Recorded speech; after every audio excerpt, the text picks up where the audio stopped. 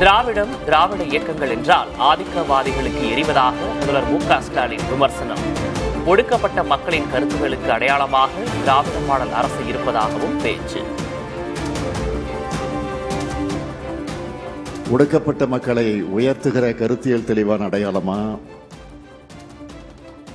திராவிட இயக்கம் இருக்கிற காரணத்தால் தான் ஆதிக்கவாதிகளுக்கும் அவங்களுக்கு அடிமை சேவகம் செய்யக்கூடியவங்களுக்கும் திராவிடம் என்றாலும் திராவிட இயக்கங்கள் என்றாலும் திராவிட முன்னேற்ற கழகம் என்றாலும் கசக்கு ரொம்ப எரியுது.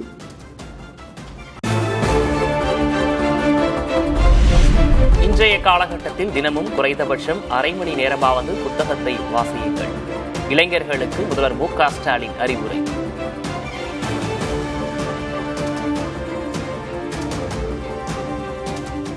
புத்தக வாசிப்பு தான் மனதை ஒருமுகப்படுத்துகிற மெடிடேஷன்.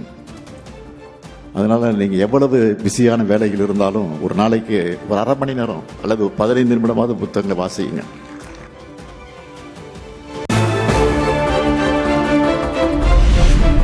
இன்று தமிழ்நாடு வருகிறார் பாஜக தேர்தல் பொறுப்பாளர் பியூஷ் கோயல். அதிமுக பொதுச் செயலர் எடப்பாடி கே. பழனிசாமியுடன் தொகுதி பங்கீடு தொடர்பாக பேச்சுவார்த்தை நடத்த திட்டம்.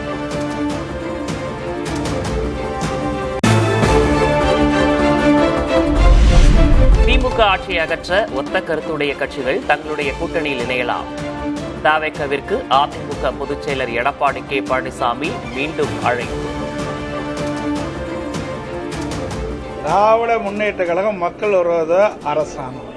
அந்த மக்கள் விரோத அரசாங்கத்தை அகற்றக்கூடிய ஒத்த கருத்துடைய கட்சிகள் எல்லாம் எங்களோடு தேர்தல் நேரத்தில் கூட்டணி அமைக்கலாம் என்று ஏற்கனவே தெரிவித்தோம். விஜய் தான் முதல்வர் வேட்பாளர் என்பதை மீண்டும் உறுதிப்படுத்திய தவேக இணை பொதுச் செயலர் நிர்மல்குமார். தற்போதைய அரசியல் சூழல் குறித்து எடப்பாடி பழனிசாமி பரிசீலனை செய்ய வேண்டும் என்றும் கோரிக்கை. திரு எடப்பாடி அவர்கள் அவர் ஒரு கணக்கெல்லாம் சொன்னாரு.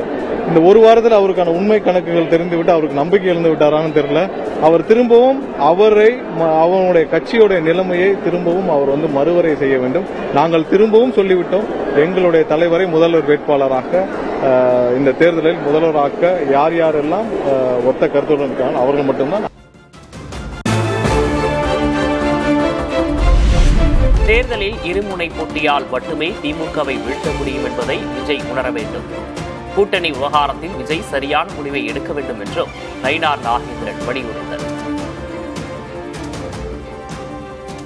தீய சக்தின்னு சொல்றாரு. அப்படியா இருந்தா அவர் எப்படி முடிவெடுக்கணும்? ஏன்னா ஒரு தேர்தல்ங்கிறதுல இருமுனை போட்டியா மும்முனை போட்டியா எத்தனை முனை போட்டி இருந்தால் திமுக வீழ்த்த முடியும்? திராவிட கட்சிகள் வழியில் கிறிஸ்துமஸ் விழாவை நடத்திய தமிழக வெற்றிக் கழகம். ஒரு ஒளி பிறக்கும், அந்த ஒளி நம்மை வழிநடத்தும் என பேசிய விஜய். கண்டிப்பா ஒரு ஒளி ஒன்று பிறக்கும், அந்த ஒளி நம்மளை வழி நடத்தும்.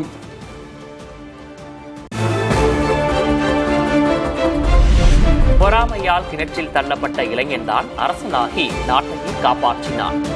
கிறிஸ்துமஸ் விழாவில் பைபிள் கதையை சுட்டிக்காட்டி பேசிய தவேக தலைவர் விஜய். ஒரு இளைஞனுக்கு எதிராக தன்னோட சொந்த சகோதரர்களே பொறாமைப்பட்டு அவனை பாழும் கிணத்தில் தள்ளிவிட்டு அதுக்கப்புறம் அவர் எப்படி மீண்டு வந்து அந்த நாட்டுக்கே அரசனாகி அந்த நாட்டையே எப்படி காப்பாத்தினாருன்னு சொல்லி இந்த மாதிரி நிறைய இன்ட்ரெஸ்டிங்கான கதைகள்லாம் பைபிள்ல இருக்கு.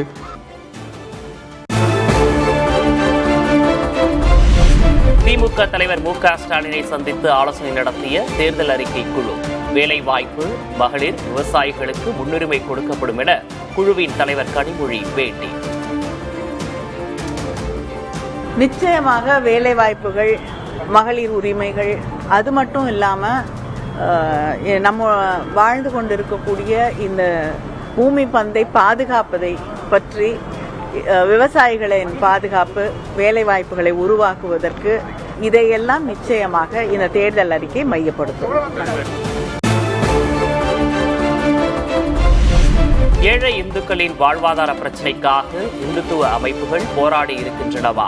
திருப்பரங்குன்றம் ஆர்ப்பாட்டத்தில் விசிக தலைவர் திருமாவளவன் கேள்வி.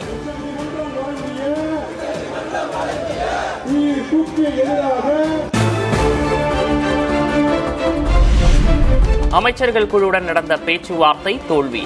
ஜனவரி 6ஆம் தேதி முதல் திட்டமிட்டபடி காலவரையற்ற வேலைநிறுத்தம் நடைபெறும் என ஜாக்டோ ஜியோ அறிவிப்பு.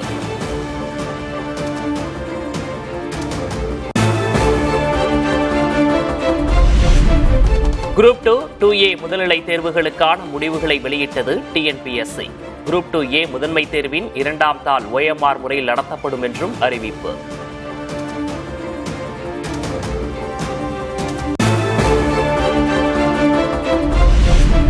புத்தாண்டு கொண்டாட்டங்களின் போது மது அருந்தும் இடங்களுக்கு குழந்தைகளை அழைத்துச் செல்ல தடை. மீறினால் நடவடிக்கை எடுக்க தமிழக அரசுக்கு சென்னை உயர்நீதிமன்றம் உத்தரவு.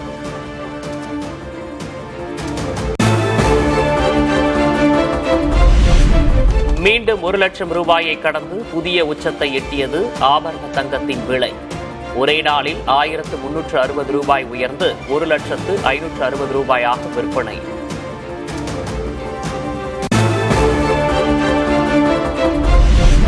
நாளுக்கு நாள் புதிய உச்சம் தொடும் முட்டை கொள்முதல் விலை 5 காசுகள் உயர்ந்து 6 ரூபாய் 40 காசுகளாக நிர்ணயம்.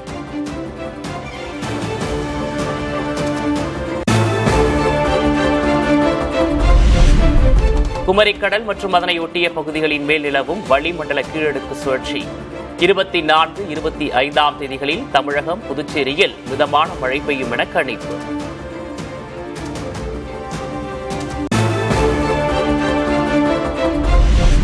தலைநகர் டெல்லியில் நாளுக்கு நாள் மோசமடையும் காற்றின் தரம் 418 என்ற மிக மோசமான அளவை எட்டியதால் மக்கள் எச்சரிக்கையுடன் இருக்க அறிவுறுத்தல்.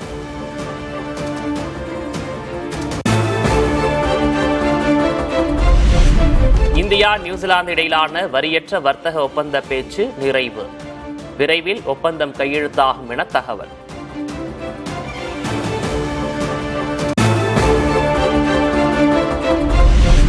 பொதுமக்களை எல்லா வழிகளிலும் மத்திய அரசு கொள்ளையடிக்கிறது. ஒரே ஆண்டில் 2வது முறையாக ரயில் கட்டணம் உயர்த்தப்பட்டதாக கூறி காங்கிரஸ் தலைவர் மல்லிகார்ஜுன் கார்கே விமர்சனம்.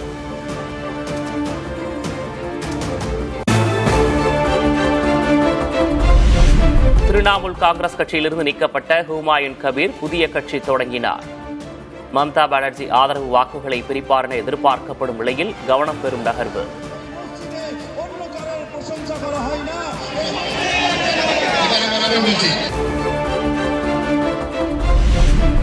மதுரை திருப்பரங்குன்றத்தில் ரசிகர்களை சந்தித்த நடிகர் சிலம்பரசன் தனியார் மண்டபத்தில் அறுசுவை விருந்தளித்தார்.